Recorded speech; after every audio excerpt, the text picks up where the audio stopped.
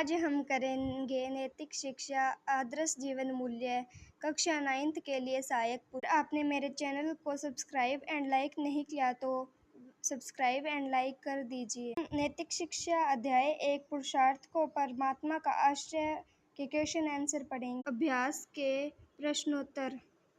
प्रश्न 1, अंतिम या 7वें श्लोक में संजय धृतराष्ट्र को संबोधित करते हुए क्या कहते हैं?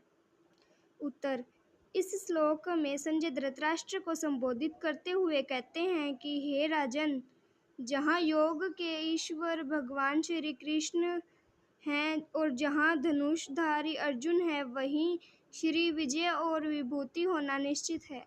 यही अटल नीति है और यही मेरा मत है। प्रश्न 2, अपने भीतर की विलक्षण विचार शक्ति को जगाकर हम किस प्रकार लाभान्वित हो सकते हैं? उत्तर, अपने भीतर की विलक्षण विचार शक्ति को जगाकर हम निम्न प्रकार से लाभान्वित हो सकते हैं।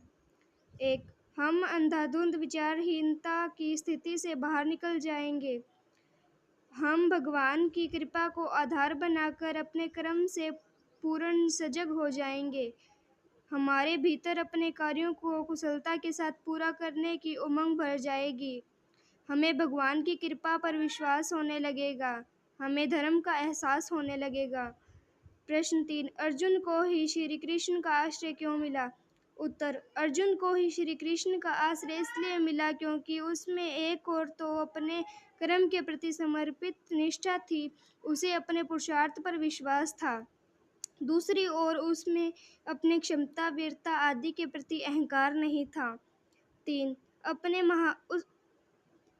उसने महाभारत के युद्ध के आरंभ होने से पहले ही भगवान श्री कृष्ण की कृपा को अपने कर्म का आधार बना लिया था। इनके अतिरिक्त उसमें अपने कर्म के प्रति जागरूकता थी। प्रश्न 4, जीवन में सुख और ऐश्वर्य होने के बावजूद भी पतन की संभावना क्यों बनी रहती है? उत्तर, जीवन में सुख और ऐश्वर्य होने के बावजूद भी पतन की संभावनाएं इसलिए बनी रहती हैं क्योंकि कभी कभी ये सुख और ऐश्वर्य अनीतिपूर्ण तरीकों से प्राप्त किए जाते हैं। कई बार मनुष्य ऐश्वर्य प्राप्त करने के बाद नीति को त्याग देता है और सुख प्राप्त होने के बाद सम्मति को त्याग देता है। के साथ हमने अध्याय 1 पुरुषार्थ को परमात्मा का स्वरूप क्वेश्चन आंसर कंप्लीट कर लिए। आगे दूसरे अध्याय में मिलेंगे, इसलिए